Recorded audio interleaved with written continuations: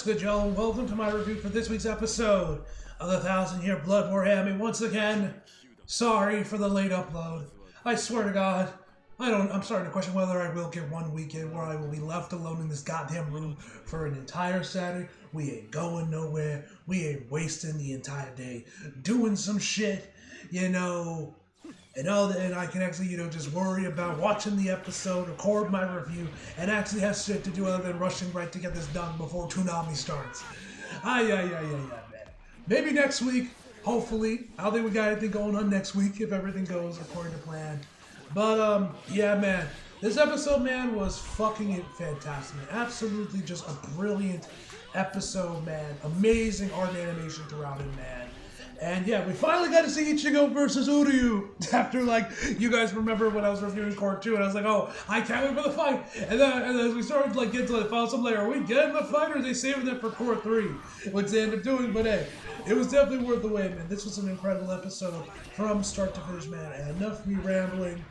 Let's just jump right into the actual episode itself. So after the recap of the previous episode, we're back with Yuha as he realizes this is the right hand that he couldn't foresee isn't that the Mimihaki that is wrapped around Soul King, and why he couldn't foresee is because it must mean that it's from the set that's from the Soul King.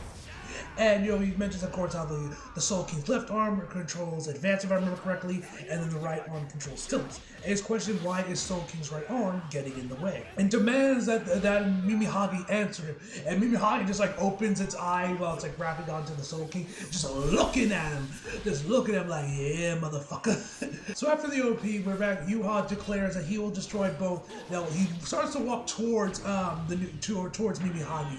And then fires off this blast attack. I'm not entirely sure what the hell he fired at them to, I guess, keep them away from it, but it looked really good. The effects work of this episode, man, was spectacular. I like that when they hit something that inverts the colors a little bit for a hot second, man.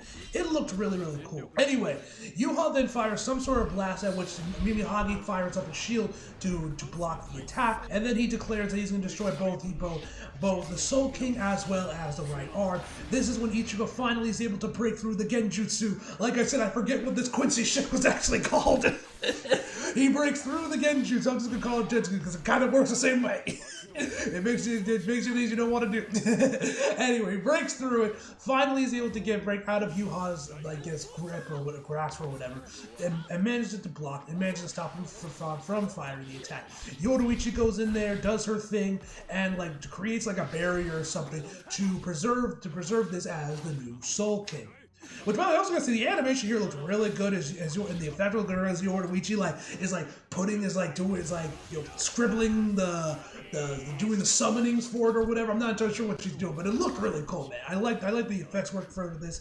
It just looked really cool, man. And then Yoruichi tells Ichigo to make sure Yuha doesn't come any close. So then Yuha tries to attack again, or he manages to break out of his grip, and then Ichigo goes for Getsuga Tensho, but straight up interrupts him. He breaks one of the rules, man. He pulls an error, right? Where he breaks one of the rules where you never interrupt someone's attack. You don't interrupt the transformation. You let that shit happen. And Yuha was like, nah, but he said Getsuga, he was like, nah, bitch, and fired an attack at which Ichigo managed to block with his sword, which is sword. I was just like, damn, bro, you're not gonna let him finish his attack? I just thought that was funny. And so Yoruichi says that this is the Ford that tells Yuha that the future he foresees will never come. As he goes for another attack, which Ichigo once again goes on the attack, he goes after his arm, which Yuha is able to block or whatever from the Quincy shielding that they have. Ichigo once again declares to Yuha that he is going to stop him so he can protect everyone. Yuha questions why he always says stop instead of kill. Is he not your sworn enemy? And then he says, and I'm like, damn, bro. He says, your ability to say kill against the man who killed your mother is why you are weak, Ichigo. Damn, bro. The absolute disrespect from you, man. I cannot wait to hear Wretched Epcart saying this, man. And if you guys couldn't already guess this, if you guys couldn't already figure it out by now, yes, you bet your ass this episode's getting the double reaction when the Bloodborne dub finds its which I think I mentioned this in my review for last week's episode. But Derek himself confirmed that the dub of Core 3 has officially started production last week, so hopefully we'll get the dub. Sometime in November is when they'll start airing the dub, man, hopefully. But yeah, man, man, I cannot wait to hear these episodes. But anyway, after that, Yuha manages to deflect him, and then Uryu then fires an arrow at Yoruichi, because of course he does, and which of course breaks up the barrier that she was creating, and then all of it explodes, and then damn, bro, this show was crazy, man. We're like amongst the chaos of all this, man, and Ichigo of course getting distracted by Uryu. Yuha just walks right past him like he's nothing, and we get this amazing shot of Yuha towering over the Soul King, man. The storyboard for this episode, man, was fantastic. I must say that. This episode had some really great story. Was really well storyboarded. Ichigo tries to catch up to him, but they fire an attack that sends Ichigo flying. Yoruichi then throws some smoke bombs at him or something along those lines, and she mentioned that the second one will disintegrate and melt him. But of course, one of the other Quincy's, the guy with the hood, then just like completely mangles up her fucking arm and then throws her off the Soul Palace completely. So it looks like this will be the last time we will see Yoruichi until we see her with her new form she has, which I'm sure you guys have already seen pictures of online. It's in BBS and everything, man. So I'm excited to see that new form she got, and there's obviously resin statues based off it already as well, man. So I'm excited to see Yoruichi when she gets her new form or whatever it is. I don't know if we're gonna see that in Core 3, or if that's gonna be something we're gonna have to wait till Core 4 to see, man. We'll have to wait and see on that, but I'm excited to see that. Anyway, this is when this I thought was kind of puzzling, because throughout all this part of the episode, man, for some reason, Ichigo's only fighting with one sword, his main big sword. Mind you, he has a second sword that he could very easily use. I don't know why man didn't grab a second sword and use one sword for Yuha and the other one for Uryu to deflect his arrows. I don't know why he's only sticking to one sword here, man. You got two. Use them. So, regardless of man, Yuha then goes in there and rips Mimihagi off the Soul King, man. Looked great. I'm pretty sure Mimihagi, at least right here, man, was CGI. But it looked great regardless, man, as he pulls it off. And then we finally get to Ichigo versus Uryu, is when we start to get to the start of this fight. And Uryu tells Ichigo to not move or else he'll shoot. He takes one step forward, which Uryu of course fires, but Ichigo is able to block it. Once again, I really like the storyboard in this episode was great, man. I like the shot when they do a close on Ichigo's foot right before he deflects the attack, man. It looked great. And I also have to say, Morita sounded amazing here, man, as well as Uryu's save, man. I can't wait to hear JYB and Derek get here, man. Oh, I can't wait for the double Core 3 to start, man. And now, of course, you guys know we got Wendy back as well, so it'll be great to finally get some Wendy Lee up in this motherfucker. And then Ichigo asks him, why don't you know, why are you doing this? Don't you know why we're here? And of course, Uryu tells him, to stop His Majesty, right? And I'm saying I'm not going to let you. And of course, Ichigo tells him that if he lets him defeat the Soul King, the Soul Society in the world we're living in, the Wake of Mundo, will all cease to exist. And Uryu tells him, don't you think I know I'm here? Do you think I'm here without knowing that? And of course, Ichigo is shocked by this. Because remember, at the end of Core 2, if I remember correctly, Ichigo was giving Uryu the benefit of the doubt and thought he didn't know the full story of what Yuha was planning on doing. And he lied to him or manipulated him to think to join the Quincy's instead of joining Ichigo and the rest of the Soul Reapers against the Quincy's. But Uryu, he is fully aware of everything and yet still is fighting with the Quincy's because of course he's a Quincy. So Ichigo, like I said, Morita sounds amazing here as well as Uryu saying when Ichigo finally realizes what's happening, that Uryu knew everything going on there and yet he still ended up siding with the Quincy's.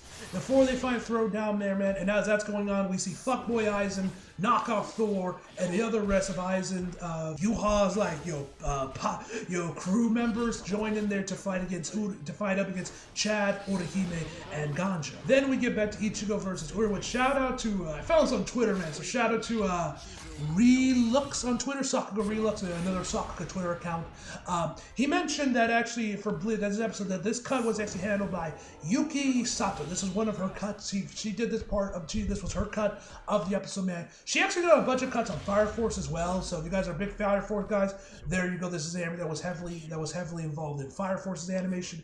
And yeah, man, her cut, man, it looked fucking amazing, man. Like I love the exaggerated movement she used, the overall just flow of everything, man. It looked like you can see some really not really awesome poses, man. If you like go frame by frame, which Relux showed off on his Twitter when he was like tweeting about this, man. It looks amazing, man. But yeah, this part of the episode, man, looked absolutely fantastic for this fight scene as Ichigo and Uryu are going at it. We get this amazing shot of Ichigo, town with his sword pointing towards Uryu as a camera pans up to him, man. Looked awesome, and Loki goes hard. And Ichigo like grabs him by the collar and starts screaming at him. And Uryu tells him, "You had the perfect chance to kill me just now." And of course, Ichigo tells him he tells him to stop being an idiot because he wouldn't of course kill his friends. And that is when Uryu releases his Resurrection, or whatever the Quincy equivalent is.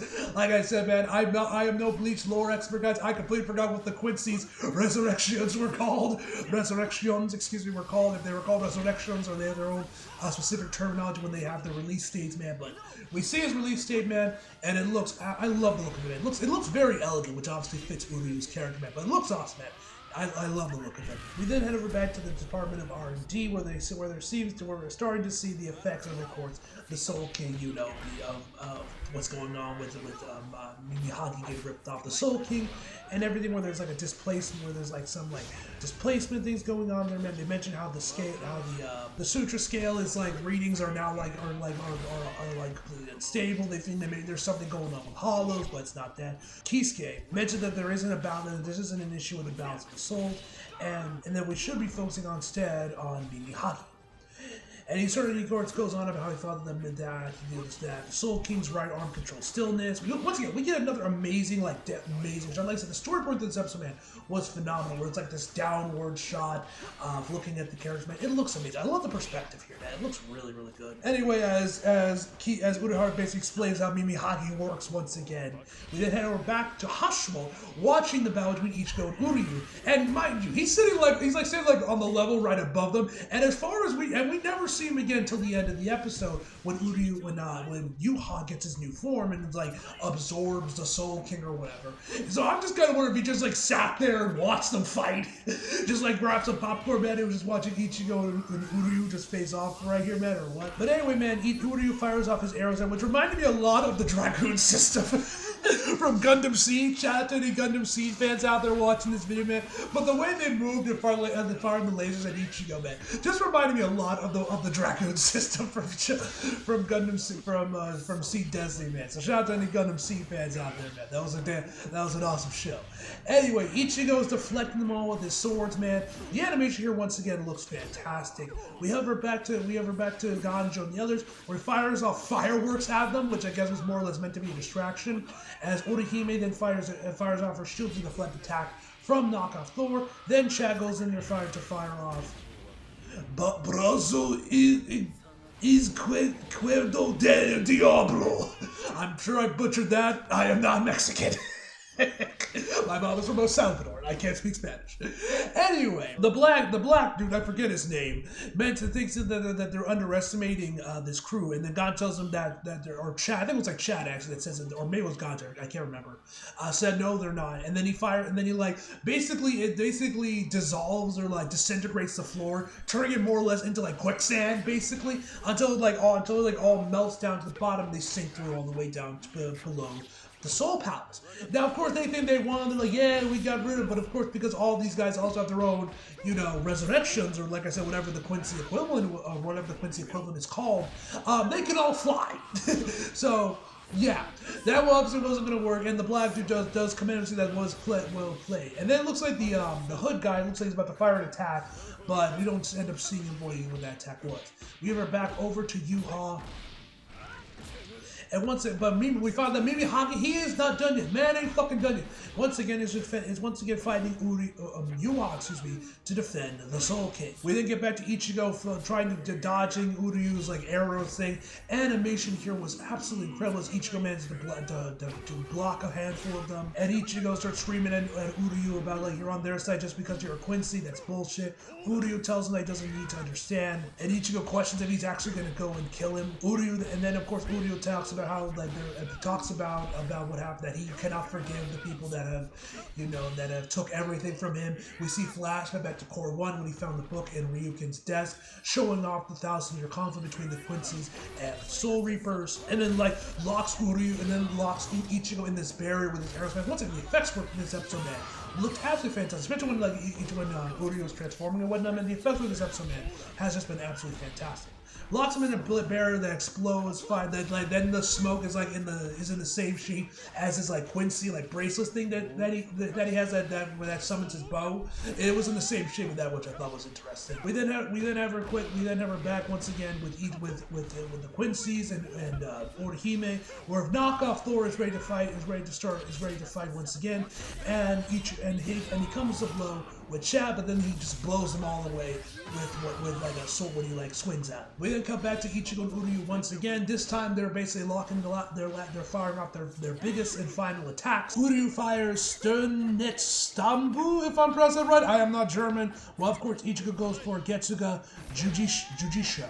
Ichigo seemingly wins the beam stroke because we see his attack blow and Uryu's away. Uryu then calls Ichigo naive and says they won't let him kill his magic as he summons up another arrow and does like a little twirly big with his hands for extra style points. And then I love this part here where it slowly turns into black and white as Uryu fires a final arrow at Ichigo, creating a massive hole in his side, and as he seemingly falls to his death. Now, obviously, we all know Ichigo ain't dead. Kubo hasn't posted it, has not added Ichigo to the Death album yet. As far as I know, I haven't checked his Twitter, but we all know he isn't dead yet. We still got a whole nother core of anime left to watch, man. So we know Ichigo is not dead. But, yeah.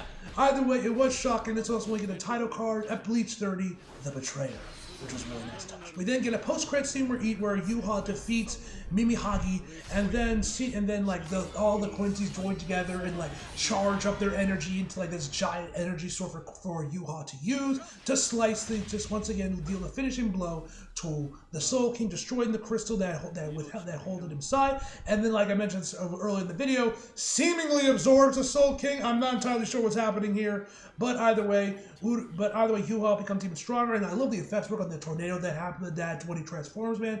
And then we see the eyes for like a brief second, which we got a better look of it in the OP, and that's where the episode ends. And it seems like I'm pretty sure that's Aizen Seiyu in the next episode preview with the poem. So we might see Chair-sama next week fully. We might get to see there, man. Hopefully, we'll have to wait and see then next week. But yeah, man, this was an incredible episode from start to finish, man. Absolute banger. Once again, sorry for the delay in the review, man. I pray to God I can get at least 1 week where everything goes smoothly and I can get these reviews out in a reasonable time frame, man. But hey, it is what it is. Anyway, guys, overall, I guess that's a 10 out of fucking 10, ladies and gentlemen. As always, hope you guys enjoyed the video. You like if you did, subscribe if you do. Follow me on social if you feel like it. Links to below. And as always, come out for more. See you guys next time.